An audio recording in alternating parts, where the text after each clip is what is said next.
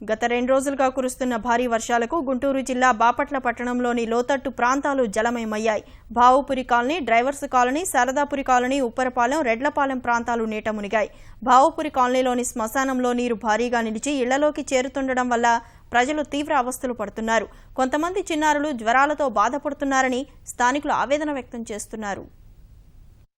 వరదలు వచ్చి నీళ్ళు అన్ని కారిపోతా మేము ఇళ్లలో నుంచి బయటకు రాలేకపోతున్నాము. బూడిది ఎముకలు కొట్టుకొస్తున్నాయండి. మరి మేము ఎట్లా ఉండాలి?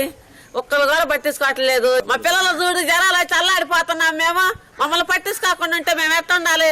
చిన్న చిన్న పిల్లలు కూడా బాగా ఇబ్బంది పడుతున్నారండి. జ్వరాల నుంచి ముందు మాకు అసలు కనీసం తినడానికి కూడా ఇష్టం అవుతలేదండి. ఇంటి చుట్టూ నీళ్లు, ఇంటి ముందు నీళ్లు అయితే ఏం తింటాం ఇష్టం అయ్యిద్ది. దాని నుంచి జ్వరాలు కనీసం దోమల మందు కట్టేవాళ్ళు కూడా రావట్లేదండి. చివరికి పనికి వెళ్తానికే మా కాళ్ళు నీళ్లు అయిపోతున్నాయి. ఆ దాని నుంచి ఈ దగ్గరికి రావాలంటే రేత్రి పూట అసలు అన్ని మానుకొని ఇంటి దగ్గరే ఉండాల్సి వస్తుంది. పసిపెట్టలు ఉన్నారు, మా అమ్మే ఉన్నాం. మరి నీళ్ళలో పాములు, దోమలకు కనీసం మందు కొట్టేవాళ్ళు ఎవరు రావటం లేదు. భలే ఇబ్బంది పడిపోతున్నాము. వర్షాలు మొదలైన దగ్గర నుంచి నీళ్లు ఉంటానే ఉన్నాయి. కొంచెం వానకి కూడా నీళ్లు ఎక్కువైపోతున్నాయి. చిన్న చిన్న వానలకు కూడా ఎవరు పట్టించుకోవట్లేదు. చిన్న పిల్లలు వేసుకుని ఉంటున్నాము.